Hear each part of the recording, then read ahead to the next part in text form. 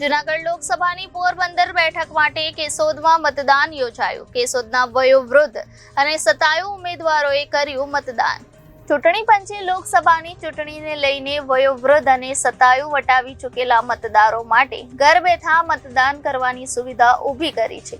કેશોદમાં police staff વયોવૃદ્ધ મતદારોને ઘરે પહોંચી મતદાન પ્રક્રિયા હાથ ધરી મતદાન મથકની જેમ જ તમામ પ્રક્રિયા સાથે પોલિંગ સ્ટાફ ઘરે આવીને મતદાન પ્રક્રિયા કરે છે, જેમાં બેલેટ પેપરથી મતદાન કરવામાં આવે છે.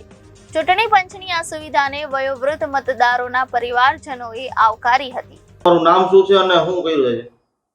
શાંતાબેન સુતરિયા. મેં મતદાન કર્યું છે. કરવું જોઈએ. મારું નામ નરેન્દ્ર દયાળજી સુબા.